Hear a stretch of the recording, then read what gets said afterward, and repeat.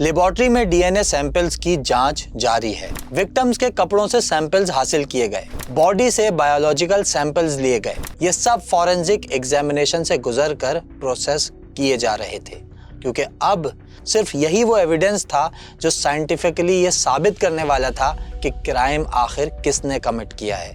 اور پھر جو رزلٹ آیا وہ چونکا دینے والا تھا۔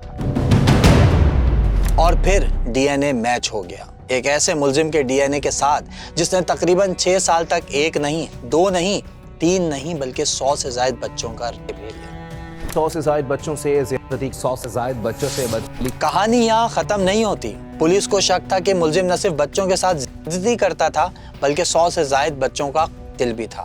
مگر ان کی لاشیں کہاں تھیں؟ کیا وہ لاشیں جلا چکا تھا؟ پولیس نے اس ملزم کو کس طرح ٹریس کیا؟ جاننا چاہتے ہیں تو چلیے کہانی شروع کرتے ہیں۔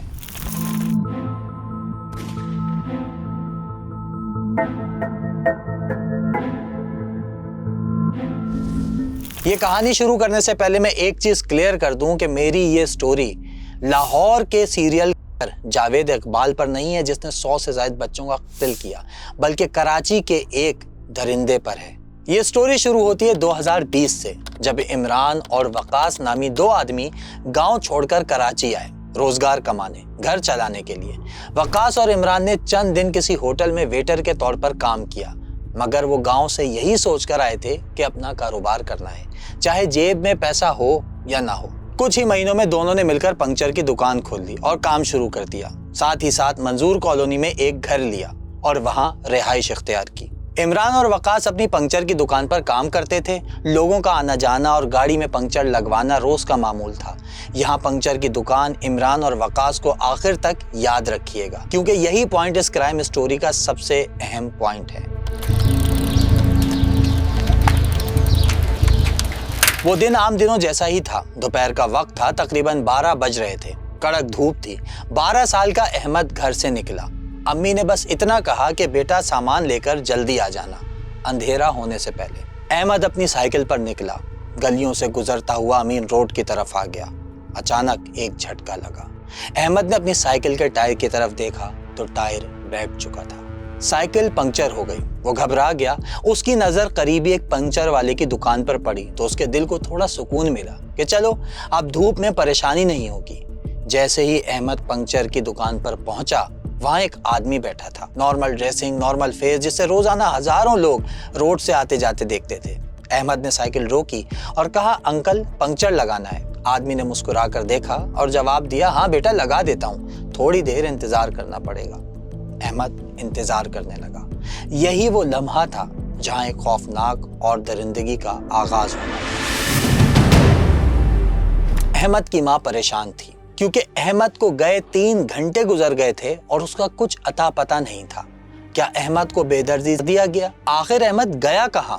بتاؤں گا۔ اس سے پہلے بالکل اسی طرح کی کہانی معاذ کی سن لیں، جو اس دن گھر کے سامنے گلی میں دوستوں کے ساتھ کرکٹ کھیل رہا تھا۔ یہ دن تھا 10 فروری 2021۔ معاذ بہت اچھا بچہ تھا اور زبردست کرکٹ کھیلتا تھا۔ جب وہ کرکٹ کھیلتا تو لوگ اسے اپنی اپنی چھتوں سے دیکھا کرتے تھے۔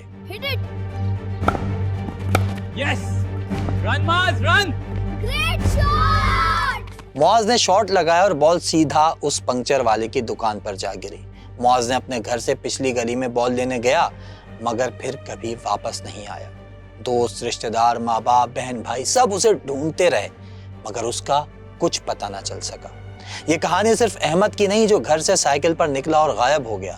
یہ کہانی صرف معاذ کی بھی نہیں جو بال لینے تو گیا مگر واپس نہیں آیا۔ اسی طرح پولیس کو 7 اور کیسز رپورٹ ہوئے جس میں سیم پیٹرن پر پہلے بچے غائب ہوتے تھے اور ان بچوں کو ملیر ندی کے قریب لے جایا جاتا اور ان کے ساتھ کیا جاتا اور ملزمان وہاں سے فرار ہو جاتے۔ یہ سلسلہ 1-2 سال نہیں بلکہ پورے 5 سال تک چلتا رہا۔ کسی کو کانوں کان خبر تک نہ ہوئی۔ جو ہماری لیب ہوتی ہے وہاں سے ایک رپورٹ جنریٹ ہوئی، انہوں نے ہمیں گائیڈ کیا کہ 2020 سے لے کے 2025 تک جو 7 یہ ایف آئی آرز ہیں، ان میں جو ہم نے پولیس کے آئی اوز نے ڈی این اے سیمپل بھیجا ہے وہ ایک ہی بندے کا ہے۔ وقت گزرتا گیا، 2021 سے اب 2025 لگ چکا تھا اور وکٹم بچوں کی تعداد 100 سے زائد ہو گئی تھی۔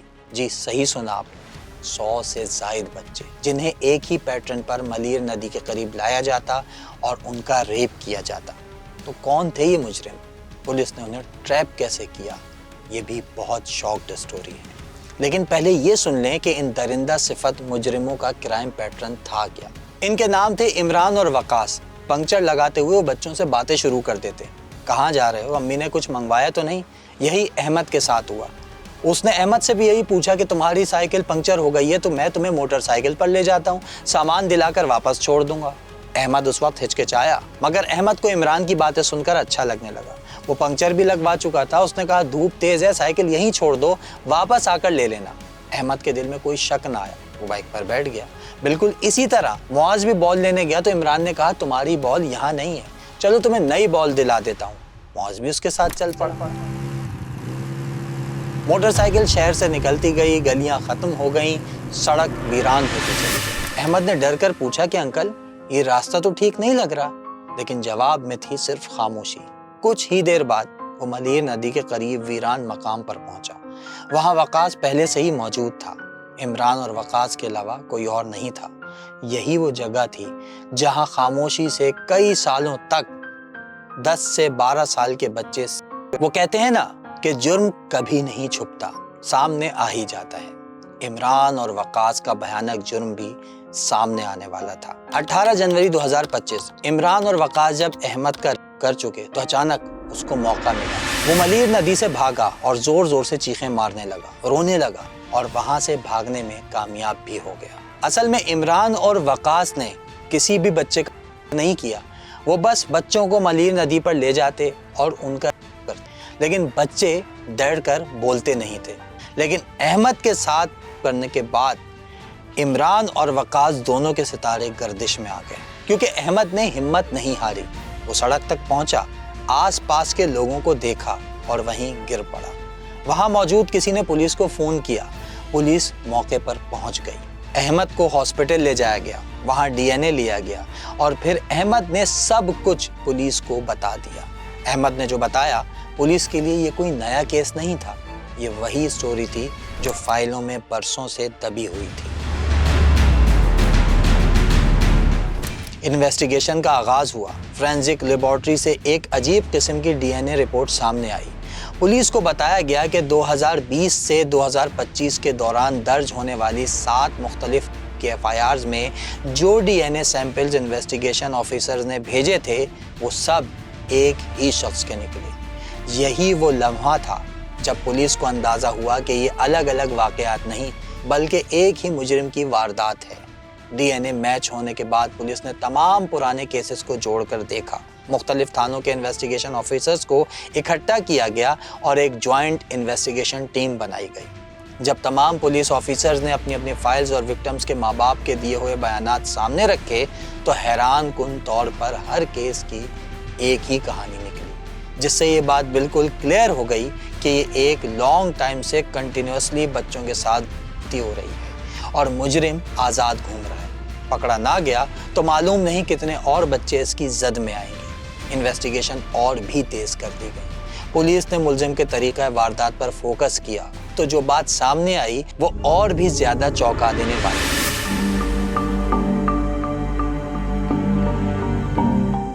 انویسٹیگیشن کے دوران پولیس کو یہ پتا چلا کہ تمام وارداتیں شام 6 بجے سے رات 12 بجے کے درمیان ہوئیں۔ ہر کیس میں واردات کی جگہ ملیر ندی کے اطراف ہی رہی۔ ماسٹر مائنڈ ملزم عمران بچوں کو موٹر سائیکل پر ساتھ لے جاتا اور واپس چھوڑ دیتا۔ جب وکٹم بچوں کی عمریں پوچھی گئیں تو وہ 10 سے 12 سال کے درمیان تھیں۔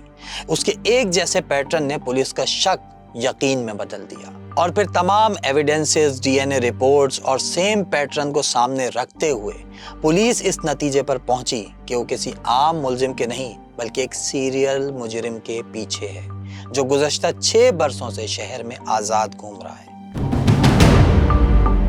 بظاہر یہ بات سمجھ سے باہر لگتی ہے کہ جو شخص دن بھر لوگوں کی گاڑیاں ٹھیک کرتا ہو، پنکچر لگاتا ہو، بچوں سے بات چیت کرتا ہو، عام شہریوں کے جیسے سڑک کے کنارے بیٹھا ہو، اس کے اندر اتنی شدید درندگی کیسے پیدا ہو سکتی ہے؟ لیکن کرائم سائیکولوجی ہمیں یہی بتاتی ہے کہ جرم کبھی پیشے میں نہیں ہوتا، جرم ذہن میں پنپتا ہے۔ ایسی درندگی نہ اچانک جنم لیتی ہے نہ ایک دن میں ختم ہوتی ہے۔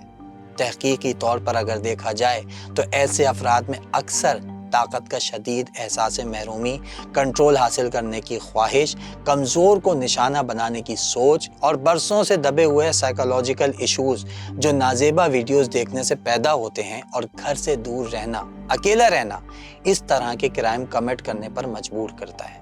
بالکل اسی طرح کا ایک مجرم قیوم آباد سے پکڑا گیا۔ اس نے بھی 100 سے زائد بچوں کے زیادتی کی، اس کی ویڈیوز بنایا کرتا تھا۔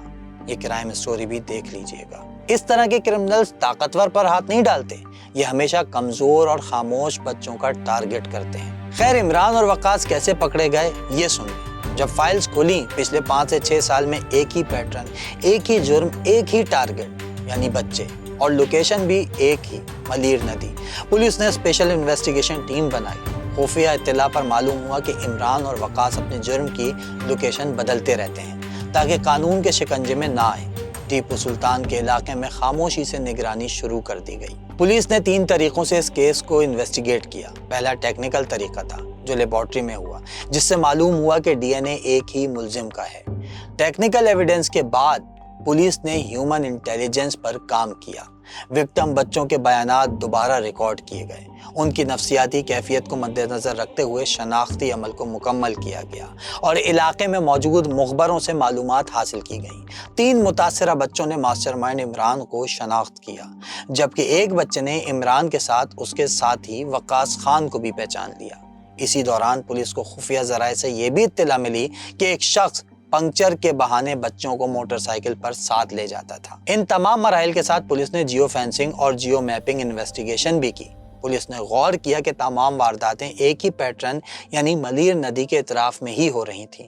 اس علاقے کی ویرانی، فرار کے آسان راستے، اسی لیے یہ جگہ ملزمان کے لیے محفوظ ٹھکانہ تھی۔ ان 3 پلرز پر مشتمل انویسٹیگیشن نے پولیس کو ایک ٹارگیٹڈ اور پروفیشنل کارروائی تک پہنچایا۔ آخر کار 17 جنوری 2025 کو ملزم عمران اور وقاص کا گھیراؤ کر لیا گیا۔ کوئی شور نہیں، کوئی ریزسٹنس نہیں، عمران اور وقاص گرفتار ہو گئے۔